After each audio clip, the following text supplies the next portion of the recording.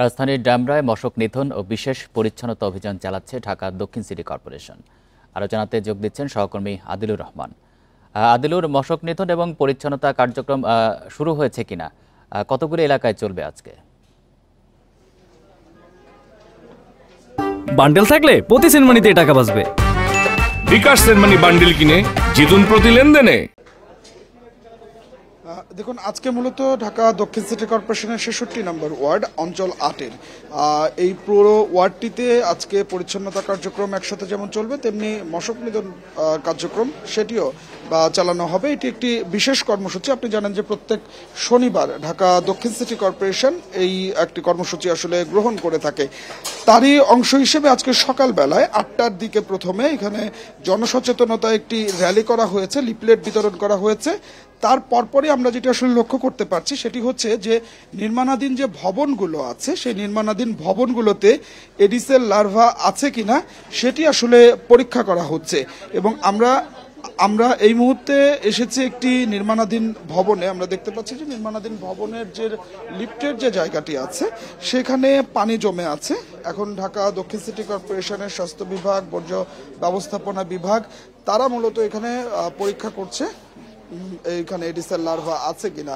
এবং এই যে অভিযানটি চলছে এখানে আঞ্চলিক নির্বাহী কর্মকর্তা আছেন যিনি নির্বাহী ম্যাজিস্ট্রেটের দায়িত্ব পালন করছেন, তিনিও এখানে রয়েছেন। যদি এডিসের লার্ভা এখানে পাওয়া যায় সেক্ষেত্রে আইনানুগ যে ব্যবস্থাটি আছে ঢাকা দক্ষিণ সিটি কর্পোরেশন সেটি গ্রহণ করবে। আপনি জানেন যে এডিসের যে লার্ভা যতগুলো জায়গায় আসলে জন্মে তার মধ্যে অন্যতম একটি হচ্ছে নির্মাণাধীন ভবন। এই কারণে ঢাকা দক্ষিণ সিটি কর্পোরেশন নির্মাণাধীন যে ভবনগুলো আছে সেই ভবনগুলোতে অভিযান আসলে পরিচালনা করছে এবং অভিযান পরিচালনা করার মাধ্যমে মশক নিধন কার্যক্রম যেটি আছে সেটি তারা করছে। আমরা আজকের যে কার্যক্রমটি আছে সেই কার্যক্রম সম্পর্কে আমরা ছোট্ট করে একটু আসলে জানতে চাই ঢাকা দক্ষিণ সিটি কর্পোরেশনের প্রধান বর্জ্য ব্যবস্থাপনা কর্মকর্তা এয়ার কমোডার মাহবুবুর রহমান তালুকদারের কাছে।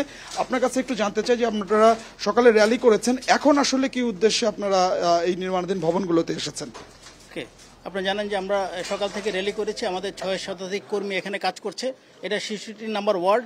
এটা মেন উদ্দেশ্য ছিল আমাদের জনসম্পৃক্ত করা এবং আমাদের পরিষ্কার পরিচ্ছন্নতা অভিযান এবং ডেঙ্গু প্রতিরোধে আমাদের কার্যকরী পদক্ষেপ নেওয়া। এটার অংশ হিসেবে আমরা আজকে নির্মাণাধীন ভবনে আমরা চেক করতে এসেছি যে জমানো পানি রাখা আছে কিনা। ওখানে আমরা টেস্ট, আপনাদের সামনে দেখেছেন যে টেস্ট করেছি যে এখানে কোন ডেঙ্গু আছে কিনা।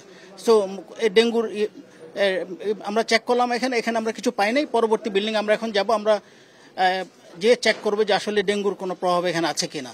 সো আমরা এটা কিন্তু একটা জায়গা না, আমরা এরকম প্রতিদিনই আমরা এই চেকগুলি করছি যাতে আমরা একটা সচেতনতা বাড়াতে পারি এবং এভাবে যদি আমরা কাজ করি আমাদের ডেঙ্গুর প্রভাব অনেকাংশেই কমানো সম্ভব।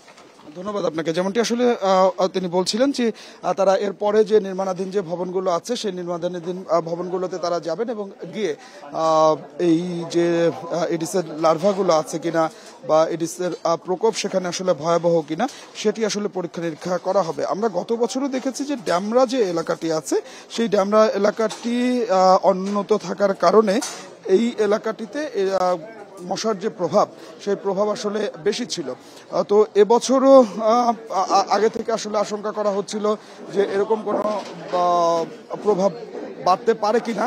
এবং এই এলাকাটিতে এই মুহূর্তে আমরা যেটি আসলে দেখতে পাচ্ছি যে প্রচুর নির্মাণাধীন ভবন আসলে রয়েছে। এইসব নির্মাণাধীন ভবনের কারণে নগরবাসী যাতে আসলে হুমকির মধ্যে না পড়ে সে কারণেই মূলত আজকের যে পরিচ্ছন্নতা যে কার্যক্রম সেই কার্যক্রমের অংশ হিসেবে এখানে মশক নিধনের জন্য যে বিশেষ অভিযান সেই অভিযানটি পরিচালনা করা হচ্ছে। একজন নির্বাহী ম্যাজিস্ট্রেট এখানে আছেন যিনি আঞ্চলিক নির্বাহী কর্মকর্তা, তার নেতৃত্বে। তো আমার কাছে এটি ছিল ড্যামরা থেকে সবশেষ। ড্যামরা থেকে জানাচ্ছেন সহকর্মী আদিলুর রহমান।